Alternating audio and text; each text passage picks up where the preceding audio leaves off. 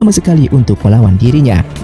Sementara saat ini Jiang Xia akhirnya melatih kedua muridnya tersebut, yang mana Yang Jian berlatih sedang menghitung kacang yang telah ia lempar, sedangkan Wu Ji berlatih memotong arus sungai agar terbelah menjadi dua, dan terlihat mereka berdua pun sangat serius melakukan pelatihan tersebut. Setelah itu Jiang Xia menghampiri Wu Ji yang gagal memotong arus air. Ia pun mengatakan cara yang digunakannya itu adalah salah. Kemudian ia pun menunjukkan caranya hanya dengan meletakkan pedang kayu di tengah-tengah arus air, yang seketika arus air tersebut terbelah menjadi dua, dan Wu Ji yang melihatnya merasa sangatlah bodoh tentang pelatihan ini. Sementara Yang Jian terlihat berhasil menghitung jumlah kacang, namun ternyata Jiang Xia mengatakan kalau hitungannya itu adalah salah, dikarenakan satu kacangnya lagi berada di sepatunya. Dan mendengar hal tersebut membuat Yang Jian kesal dan menganggap jika pelatihan ini sangatlah tidak berguna. Kemudian Jiang Xia mengatakan jika pelatihan ini bukanlah mengenai benar atau salah, namun lebih untuk melatih konsentrasi dan kesabaran mereka, agar suatu saat nanti ketika mereka menghadapi masalah, bisa mengatasi masalah tersebut dengan lebih tenang. Di tempat lain, di sebuah pasar, terlihat Yin Jiao bersama pengawalnya bernama Zong sedang berjalan untuk mencari makan. Kemudian ada salah satu wanita pencuri yang bernama Xiao Er memanfaatkan kesempatan itu dengan berpura-pura bertabrakan dengannya dan merobek bajunya sendiri, yang seolah-olah Yin Jiao telah melakukan pelecehan terhadap dirinya. Lalu Xiao Er langsung meminta ganti rugi dengan mengambil semua uang milik Yin Jiao, dan dikarenakan Yin Jiao tidak ingin membuat keributan sehingga ia pun menuruti semua permintaannya. Namun setelah ia pergi, ternyata ia baru menyadari kalau wanita tadi telah mengambil jimat miliknya, sehingga mereka berdua pun langsung mencari Xiao Er yang entah kemana. Di saat dalam pelariannya, terlihat Xiao Er tak sengaja bertemu dengan Yang Jian. Dikarenakan Xiao Er seorang pencuri, ia pun langsung mengambil arak dan sapu tangan milik Yang Jian. Oleh karena itu Yang Jian tak sengaja bertemu dengan Yin Jiao dan pengawalnya, sehingga mereka pun mengejar orang yang sama tanpa Yang Jian tahu kalau orang di hadapannya itu adalah anak dari sang kaisar. Sementara Xiao Er yang berhasil kabur dari mereka justru datang ke rumah Jiang Xia untuk bersembunyi di sana, yang tentu saja persembunyiannya itu diketahui oleh Yang Jian karena rumah itu tempat tinggalnya. Dengan kondisi terdesak, Xiao Er pun menceritakan yang sebenarnya kalau ia berkelana untuk mencari sang ayah, namun ia hanya mendapatkan petunjuk dari mendiang ibunya jika ayahnya itu merupakan seorang penjual mie. Tak lama kemudian Xiao Er pun mengembalikan jimat milik Yin Jiao yang telah ia curi sebelumnya, dan setelah mengembalikannya Yin Jiao bersama Zong langsung pergi dari sana. Namun di saat itu ia justru menjadi suka kepada Xiao Er saat pertama kali bertemu, yang ternyata ia juga mengambil sobekan baju milik Xiao Er untuk dijadikan sapu tangan miliknya. Hal tersebut membuat pengawalnya geleng kepala melihat tindakan tuannya tersebut. Singkatnya, Jiang Xia dan Yang Jian hendak berlatih namun disusul oleh Xiao Er yang ingin ikut bersamanya dengan memaksa Jiang Xia untuk mengangkatnya menjadi murid ketiganya, dikarenakan saat ini ia tak memiliki tujuan hidup dan tidak tahu harus kemana, sehingga Jiang Xia pun menuruti permintaannya tersebut. Di tempat lain, terlihat Wu Ji tak sengaja melihat Lan yang sedang menulis kaligrafi. Ia pun lalu menghampirinya dan terlihat jelas jika tulisan kaligrafi milik Lan sangatlah jelek. Oleh karena itu ia pun mengajarinya cara menulis kaligrafi dengan baik dan benar. Dari sini Lan mulai menyukai Wu Ji. Namun seketika Wu Ji yang memiliki pendengaran yang sangatlah sensitif langsung menyadari kalau ada seseorang yang akan datang ke kota ini, sehingga ia pun dengan segera mengeceknya. Yang ternyata pendengarannya itu memang benar. Terlihat ada seseorang yang menunggangi kuda dalam posisi terluka parah, dan tiba-tiba pria itu pun terjatuh di tengah kota yang membuat semua orang di sana menjadi panik. Tak lama kemudian Wu Ji pun datang menghampirinya, dan sebelum pria itu tewas, pria itu pun mengatakan kepada Wu Ji untuk segera menemui seseorang yang bernama Tuan Wu Zheng. Kemudian datang pasukan kerajaan, yang ternyata pria tadi juga merupakan salah satu dari pasukan kerajaan. Dan dikarenakan orang terakhir yang ditemuinya adalah Wu Ji, ia pun juga ikut dibawa oleh pasukan tersebut untuk dibawa ke rumah Tuan Wu Zheng. Terlihat Tuan Wu Zheng yang merupakan kakak dari selir kerajaan. Oleh karena itu statusnya saat ini pun memiliki jabatan yang tinggi. Di sana ia pun mendapatkan informasi dari prajuritnya jika pria itu telah tewas, dan pria tersebut mengucapkan sesuatu hal kepada pemuda yang bernama Wu Ji. Sementara Wu Ji yang berada di sebuah ruangan, seketika ia pun membaca buku strategi perang dan tersengaja dilihat langsung oleh Tuan Wu Zheng dari luar. Bahkan ia juga melihat sebuah senjata tombak yang terlihat sangatlah kuat, dan di saat ia pegang tiba-tiba terjadi sebuah penolakan dengan suara seperti harimau yang berada di dalam tombak tersebut. Kemudian Tuan Wu Zheng bertanya apa yang dia lihat. Lalu Wu Ji pun menjawab jika ia melihat seekor harimau yang sangatlah ganas di tombak tersebut yang hendak menyerangnya. Mendengar jawaban dari Wu Ji membuat Tuan Wu Zheng mencurigainya kalau Wu Ji bukanlah orang biasa, melainkan seorang prajurit yang sangat mengerti perang. Karena ia melihat Wu Ji membaca buku strategi perang, kemudian Wu Ji pun bertanya tombak apakah itu. Lalu Tuan Wu Zheng menjelaskan jika tombak tersebut merupakan senjata perang dewa yang terjatuh ke bumi. Bahkan tidak ada satupun orang yang bisa memegang apalagi menggunakannya, terkecuali orang tersebut pilihan dari tombak itu menjadi tuannya. Lalu Wu Ji seketika memberikan sebuah plakat dan buku milik pria yang tewas tadi. Dan melihat hal itu Tuan Wu Zheng pun sangatlah terkejut di saat melihat isi buku tersebut. Kemudian ia pun seketika memanggil pasukannya untuk menangkap Wu Ji dengan mencurigai jika Wu Ji merupakan seorang mata-mata. Setelah itu Tuan Wucheng pun pergi ke istana untuk menghadap kepada sang kaisar dengan memberitahukan jika salah satu prajuritnya telah kembali dengan membawakan sebuah informasi jika di perbatasan kerajaan terjadi perang dengan beberapa pemberontak yang ingin menyerang istana. Mendengar hal itu, sang kaisar pun memerintahkan Tuan Wucheng untuk segera membantu pasukan di sana. Bahkan Yin Xiao yang mendengar jika pasukan istana sedang berperang, ia pun meminta izin kepada sang ayah untuk membantu pasukan, dan sang kaisar pun menyetujui permintaannya tersebut. Film pun dilanjutkan dengan diperlihatkannya mereka yang berada di dalam hutan, dan terlihat Jiang Xia akan memberikan beberapa mantra kekuatan api, yang mana kekuatan api tersebut akan sempurna lebih kuat jika Yang Jian terus mempelajarinya. Setelah itu mereka pun kembali ke rumah, dan di sana terlihat Xiao Er sedang mempromosikan penjualan mie-nya dengan mengatakan kepada semua orang jika di kedai mie-nya terdapat potongan harga yang sangat besar. Mendengar berita tersebut membuat semua orang ke sana untuk memesan makanan, yang membuat Lan bersama ibunya sangatlah sibuk dalam melayani pelanggan yang datang secara terus-menerus. Kemudian Yin Xiao bersama Zhong datang ke kedai tersebut dengan mengatakan kepada Xiao Er jika mereka berdua ingin memesan makanan. Namun Xiao Er yang tidak suka akan kedatangan mereka membuatnya menolak permintaan dari Yin Xiao tersebut dan bahkan mengusirnya. Akan tetapi tak lama kemudian para pelanggan di sana seketika pergi dari kedai itu, yang ternyata ini semua ulah dari Yin Xiao yang telah membayar para pelanggan untuk meninggalkan kedainya. Sehingga tindakannya itu membuat Xiao Er menjadi marah kepada Yin Xiao dan mencoba mengusirnya kembali. Namun Yin Xiao yang memang suka kepada Xiao Er, ia pun menantangnya berduel untuk meminum arak, dan jika ia menang maka ia harus membayar semua kerugian dari kedai ini. Mendengar hal itu, Xiao Er pun menerima tantangan itu, walaupun selama ini ia belum pernah meminum arak setetes pun.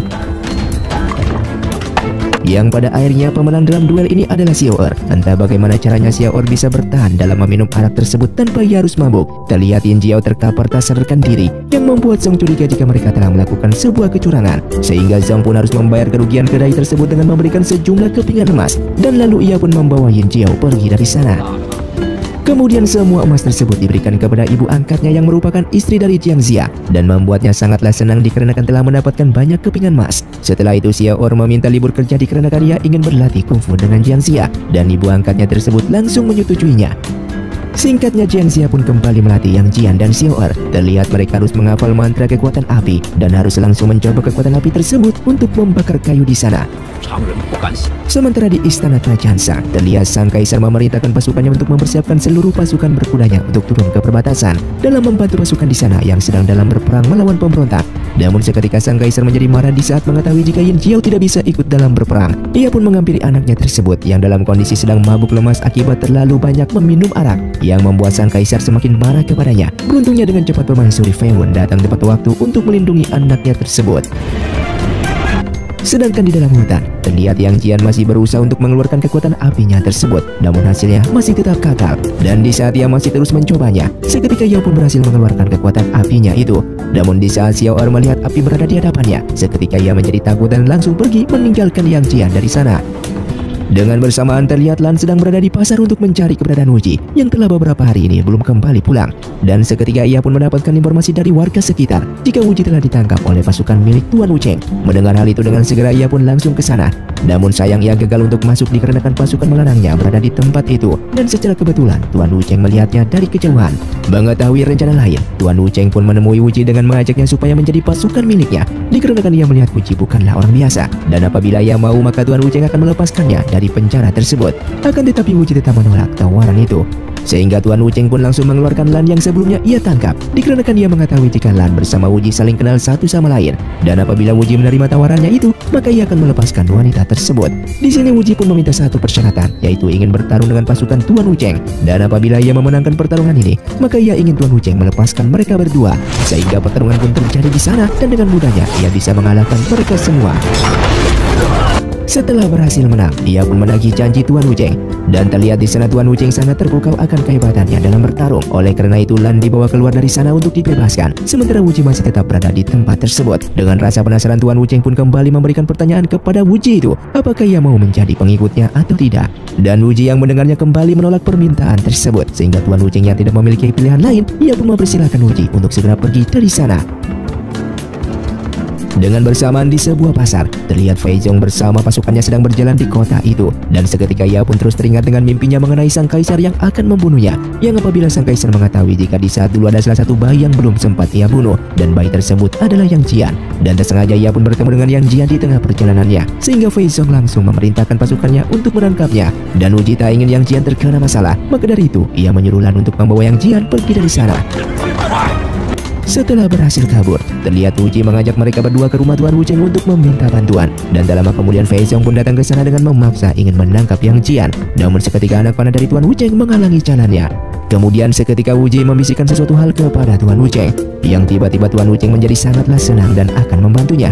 Dikarenakan Tuan Wucheng memiliki jabatan yang tinggi di kerajaan, ia pun mengusir paksa Fei Zhong. Dikarenakan Wuji bersama teman-temannya merupakan tamunya, apabila Fei Zhong menyentuh mereka sedikit saja, maka ia akan membunuhnya.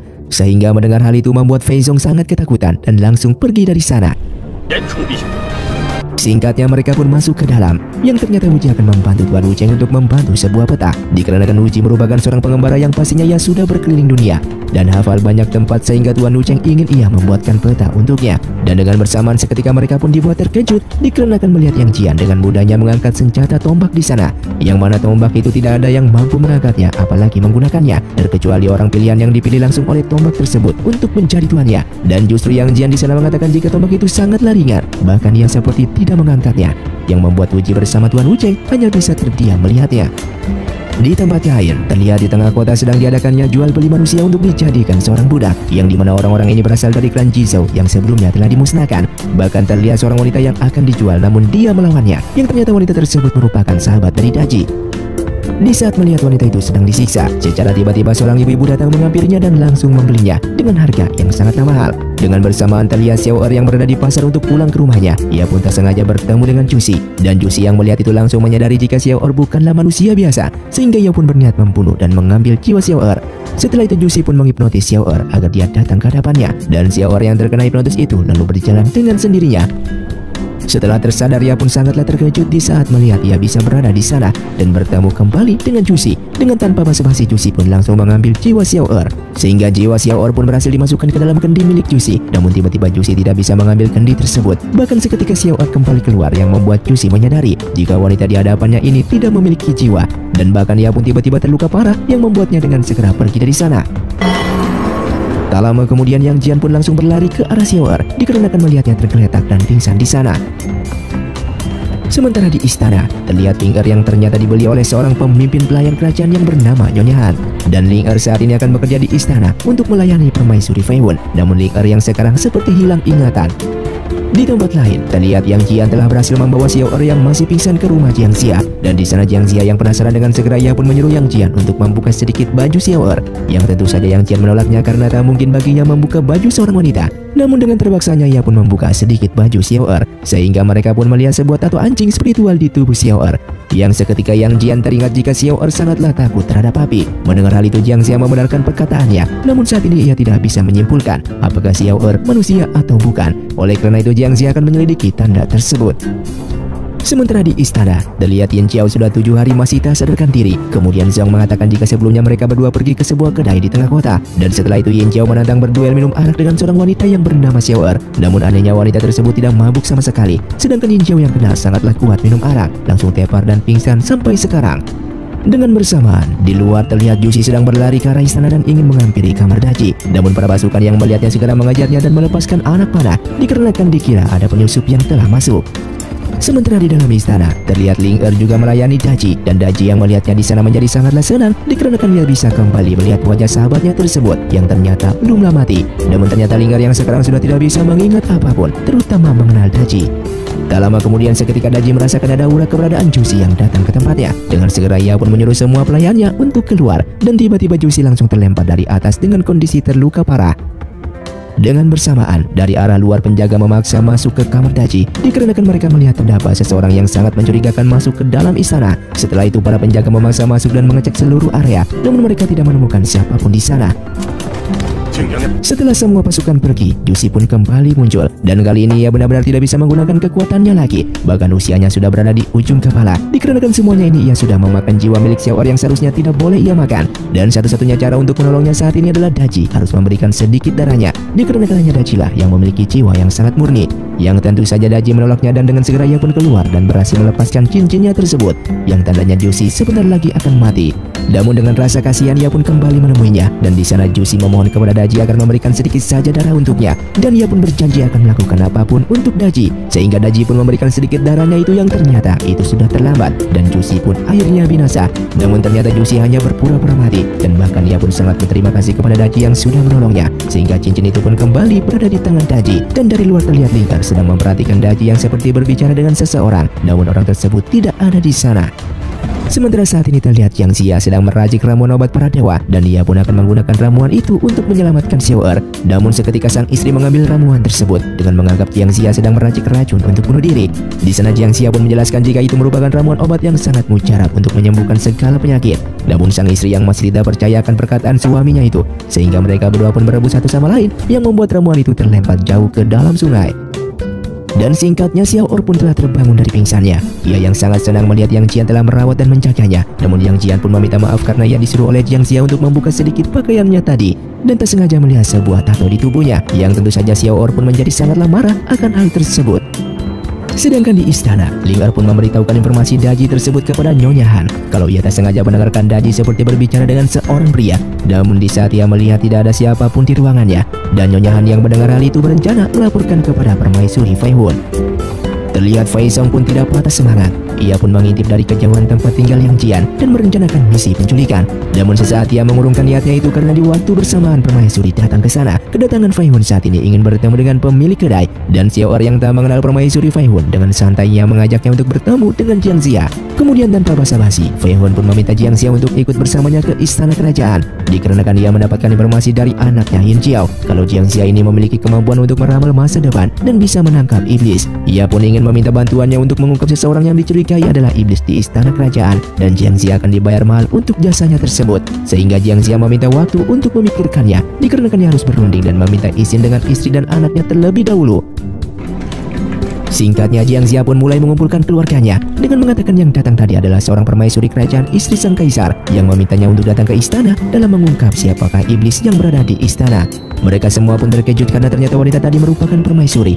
Kemudian Xiao Er pun mengatakan jika mereka tidak bisa menolak permintaan permaisuri, dikarenakan dipastikan Jiang Xia akan tetap dipaksa untuk datang ke istana kerajaan meskipun mereka menolak permintaan itu.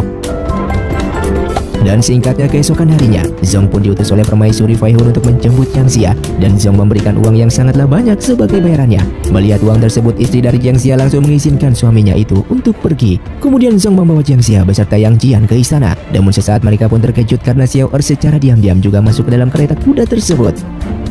Di tempat lain, terlihat sang kaisar mengajari Yin Jiao cara bertarung menggunakan pedang, yang ternyata Yin Jiao ini sudah terbangun dari pingsannya, dan di sana sang ayah menginginkan anaknya tersebut bisa diandalkan. Kemudian di saat mereka sedang bertarung, sesaat Xiao Er melihat dari kejauhan. Namun di sini ia salah sangka dikarenakan mengira Yin Jiao sedang disiksa oleh seseorang. Xiao Er pun langsung datang ke sana untuk membantunya, dikarenakan ia tidak tahu kalau orang di hadapannya itu adalah kaisar kerajaan Shang. Dan di sini sang kaisar justru tidak marah kepadanya, dikarenakan baru kali ini ada orang yang berani memarahinya. Oleh karena itu sang kaisar berpura-pura sebagai gurunya Yin Jiao dan seorang pemotong rumput, sehingga ia pun merahasiakan statusnya sebagai sang kaisar. Bahkan Yin Jiao juga merahasiakan dirinya yang merupakan anak seorang raja. Kemudian sang kaisar bertanya kenapa dia bisa berada di istana. Xiao Er menjawab kalau dirinya diundang oleh permaisuri Fei Hun. Ia bersama gurunya saat ini hendak mencari dan menangkap seorang iblis yang berada di istana. Kemudian sang kaisar lalu memberikannya sebuah plakat, dan apabila Xiao Er dalam kesusahan, maka plakat tersebut bisa mengabulkan segala permintaannya. Dan Yin Jiao yang tidak ingin suasana semakin kacau lalu menyeret Xiao Er untuk pergi dari sana. Di tempat lain, Jiang Xia yang sedang berjalan di kerajaan sesaat merasakan aura keberadaan seorang iblis di tempat tinggal Daji. Sementara itu Yin Jiao memarahi tindakan Xiao Er, dan Xiao Er menjawab jika tindakannya tadi hanya untuk membantunya agar tidak disiksa. Tak lama kemudian Yang Jian sangatlah terkejut melihat Yin Jiao berada di istana, sehingga Yin Jiao kembali berbohong dengan mengatakan kalau ia hanyalah pelayan di istana ini dan merupakan salah satu prajurit untuk menjaga kerajaan. Sesaat mereka pun kembali, Yang Jian memaksa gurunya untuk membiarkan dia pergi mencari adiknya yang berada di dalam istana. Namun hal itu ditentang keras oleh Jiang Xia, dikarenakan kedatangan mereka saat ini hanya untuk membasmi iblis, dan masalah adiknya akan dia pikirkan nanti setelah membunuh iblis tersebut, dikarenakan dia tak ingin Yang Jian membuat masalah di istana kerajaan. Setelah itu mereka keluar dan Xiao Er menanyakan kenapa ia sangat ingin membunuh sang kaisar. Yang Jian lalu bercerita selama ini ia tidak tahu siapa orang tua kandungnya,